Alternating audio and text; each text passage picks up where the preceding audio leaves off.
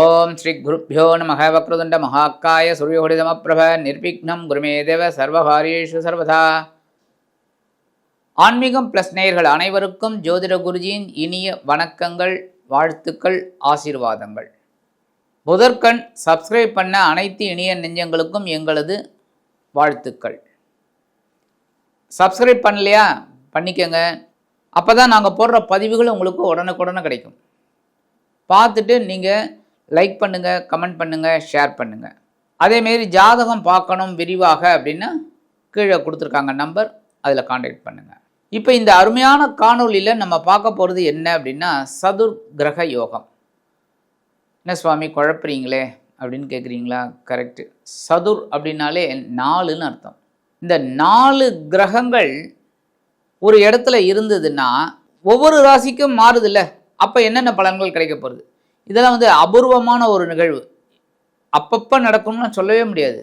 ஏன்னா சூரியனை ஒட்டி இந்த புதன் சுக்கிரன் வருவாங்க, அப்புறம் செவ்வாய் கொஞ்சம் தள்ளி வருவார், எல்லாமே உண்டு. ஆனால் சில நேரங்களில் பார்த்திங்கன்னா ஒரு 4-5 கிரகம் அப்படியே சேர்ந்துடும் ஒரே கட்டத்தில். அப்போ அந்த கட்டத்தில் 5 கிரகம் 4 கிரகம் உட்காந்துக்கிட்டு இருந்ததுன்னா அதில் 2 சுப கிரகங்களாக இருக்கலாம், 2 அசுப கிரகங்களாக இருக்கலாம். அப்போ பாவத்துவம் மாறும். என்ன ஏது அப்படின்னு தெரியாது. ஏன்னா ஒவ்வொரு கிரகத்துக்கும் ஒவ்வொரு ஆதிபத்தியம் உண்டு.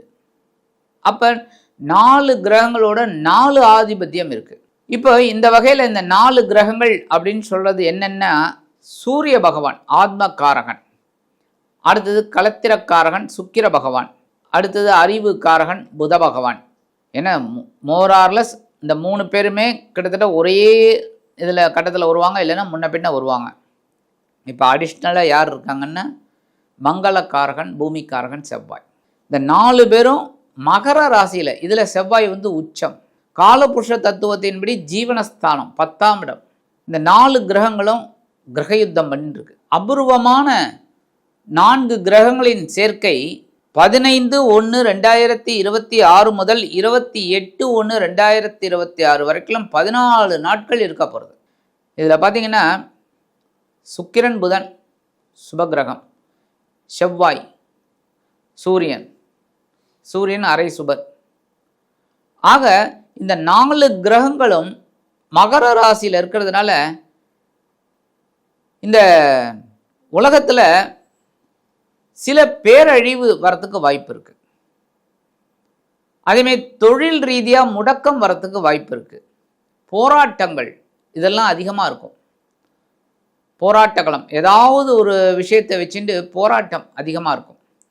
அது அரசாங்கத்துறையிலே இருக்கலாம்ல, இந்த ப்ரைவேட் லிமிடெட் அந்த மாதிரி கம்பெனிலெலாம் அந்த மாதிரி நடக்கிறதுக்கு வாய்ப்பு இருக்குது. இது 14 நாட்கள் இருக்க போகிறது. அது பெரிய பாக்கியம், பெரிய விஷயம்.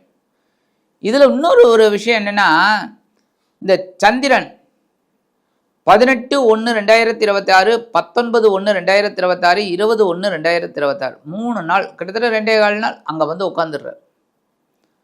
அப்போ பஞ்சம கிரகம் உண்டாயிடுறது.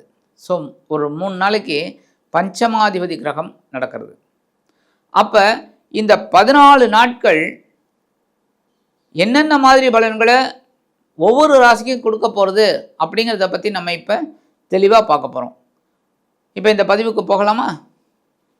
மேஷராசி நேர்களே, இந்த மேஷராசி நேர்களுக்கு இந்த சதுர்கிரக யோகம் எப்படிப்பட்ட யோகத்தை கொடுக்க போகிறது அப்படிங்கிறத பற்றி பார்க்க போகிறோம். இந்த மகர ராசியில் இந்த 4 கிரகங்கள் கூட்டணி அமைச்சு அற்புதமாக இருந்துருக்கு. இந்த மகர ராசி உங்களுக்கு பார்த்தீங்கன்னா ஜீவனஸ்தானம். ஏன்னா காலபுருஷ தத்துவத்தின்படி நீங்கள் தான் மொதல் ராசியே. அப்படி இருக்கும்போது கரெக்டாக 10ஆம் இடம். 10ஆம் இடம் அப்படிங்கிறது தொழில் ஸ்தானம், கர்மஸ்தானம், இதெல்லாம் சொல்லப்படுறது. சாதாரணமாக இந்த மகர ராசிக்கு அதிபதி பார்த்தீங்கன்னா சனீஸ்வர பகவான். அதனால் இந்த மேஷராசி நேர்களுக்கு இந்த சதுர்கிரக யோகம் 15/1/2026 முதல் 28/1/2026 வரைக்கும் எப்படிப்பட்ட பலன்கள் அப்படின்னு பார்த்தீங்கன்னா, ஃபர்ஸ்ட் ஆஃப் ஆல் அந்த ஜீவனஸ்தானத்தில் உங்களோட பஞ்சமாதிபதி சூரிய பகவான், அடுத்து 2-7 குடைய அதிபதி சுக்கிர பகவான், அதுக்கப்புறம் உங்கள் ராசிநாதனும் அஷ்டமாதிபதியுமான செவ்வாய் பகவான், அதற்கு அடுத்தபடியாக பார்த்தீங்கன்னா 3-6 குடைய அதிபதி புத பகவான். இந்த 4 கிரகங்களும் அங்கேயே இருக்குது. இது அபூர்வமான நிகழ்வு தான், எப்போவுமே நடக்கும்னு சொல்ல முடியாது. ஏன்னா இந்த சூரியனை ஒட்டி வர்றதுனால செவ்வாய் மேக்சிமம் அந்த அளவுக்கு சேராது, எப்பயாவது ஒரு தடவை தான் சேரும். இந்த புதன் சுக்கிரன் எல்லாமே. அப்போ இந்த ஆத்மகாரகன் உங்களுக்கு பார்த்தீங்கன்னா பஞ்சமாதிபதி. இந்த 4 கிரகங்களும் தொழில் ரீதியாக உங்களுக்கு சில பிரச்சனைகளை கொடுக்கலாம். ஏன்னா 10ஆம் இடம் திக்பலம் அப்படின்னாலும் சூரியனுக்கு திக்பலம். பட் இந்த இடத்துல பார்த்தீங்கன்னா செவ்வாய் உச்சம். செவ்வாய் உச்சம் அப்படிங்கும் போதே உங்களுக்கு கொஞ்சம் இந்த காலகட்டத்தில் கொஞ்சம் பரபரப்பாக இருக்கிற மாதிரி ஒரு சிச்சுவேஷன் வரும். ஏன்னா உத்தியோகத்தில் நெருக்கடிகள், அது ஆணாகட்டும் பெண்ணாகட்டும் யாராக இருந்தாலும், உத்தியோகம்னு போயிட்டால்னா இதில் ஆண் என்ன பெண் என்ன, சாதாரணமாக சொல்கிறது ஆண்களுக்கு பெண்களுக்கு, ஏன்னா சில இதுங்கிறதுனால. அப்போ இந்த இருபாலினருக்கும் வேலை பளு அதிகமாக இருக்குங்க. இந்த காலகட்டத்தில் வேலை பளு ரொம்ப அதிகமாக இருக்கும். சரி, அதற்குண்டான ஒரு ஆதாயம் வருதா அப்படின்னு பார்த்தீங்கன்னா அந்த அளவுக்கு இல்லை. இப்போ சாதாரணமாக இன்றைக்கி உங்களுக்கு இந்த வேலையை முடித்து கொடுத்தால் உனக்கு 1000 ரூபாய் தருகிறேன் அப்படின்னா இந்த வேலையை நீங்கள் முடிச்சு கொடுத்தீங்கன்னா 700 ரூபா தான் வரும். அந்த மாதிரி ஒரு டைட் பொசிஷன் பொருளாதாரத்தில் இருக்கும். அடுத்தபடியாக நீங்கள் எடுக்கிற எல்லா காரியங்களையும் ரொம்ப கவனமாக இருக்கணும். முக்கியமாக தொழில் வியாபாரம். ஏன்னா இந்த தொழில் ஸ்தானம் அப்படின்னாலே உத்தியோகம் தொழில் 2 தான். ஏன்னா நம்ம கர்மாவுக்கு அதான் மெயின். முதல்ல எந்த தொழிலாக இருந்தாலும் அது நம்ம செய்யக்கூடியது தொழில். அப்போ இந்த தொழில் வியாபாரத்தில் இருக்கிறவா ரொம்ப ரொம்ப கவனமாக ஒவ்வொரு காயாக நகர்த்தி வைக்கணும். அவசரமே படக்கூடாது. ஏன்னா இந்த இடத்துல உங்களுக்கு அவசர புத்தி தான் வரும், டென்ஷன் வரும். அப்போ பரபரப்பு இருக்குங்கிறதுனால அந்த டென்ஷனை நம்ம அப்படியே ஓரம் கட்டிட்டு பொறுமையாக செய்யணும். இந்த வகையில் பார்த்தீங்கன்னா 18/1/2026, 19/1/2026, 20/1/2026 இந்த தேதிகளில் சந்திர பகவானும் சென்றுறார். சந்திர பகவான் உங்களுக்கு சுகாதிபதியும் ஜீவனஸ்தானத்துக்கு வந்துடுறார். ஸோ உங்களோட முயற்சிகள் எல்லாமே டென்ஷனோடு தான் இருக்கும். அதேமாரி இந்த நேரத்தில் உத்தியோகத்தில் இந்த மறைமுக எதிர்ப்புகள் அப்படிங்கிறது கொஞ்சம் அதிகமாக இருக்கலாம். எதிரிகள், அந்த எதிரிகள் உதிரிகளாக மாற வேண்டும் அப்படின்னா நீங்கள் பொறுமையாக வேலை செய்யணும். இந்த காலகட்டத்தில் உங்களுக்கு கடன் சுமை அதிகமாகிறதுக்கு வாய்ப்பு இருக்குது. கடன் சுமை,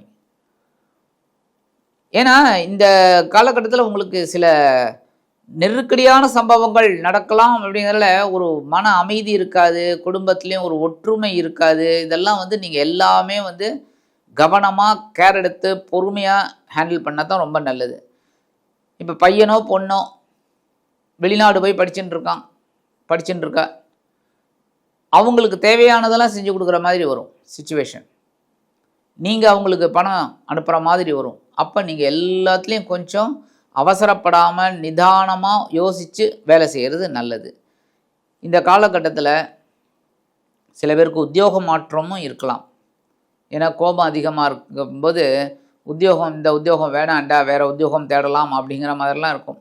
அப்போ உத்தியோக மாற்றம் இருக்கலாம். ஒவ்வொரு விஷயத்துலேயும் நீங்கள் பொறுமையாக தான் ஹேண்டில் பண்ணணும். முக்கியமாக உடல் ஆரோக்கியத்தில் கவனமாக இருங்க. வாகன பயணங்களில் கவனமாக இருங்க.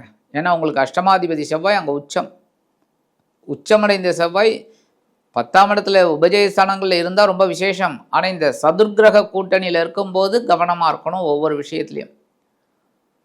சரி, பரிகாரம் அப்படின்னு பார்த்தீங்கன்னா இந்த கால பைரவரின் வாகனம் என்ன வாகனம் உங்களுக்கே தெரியும், நாய்.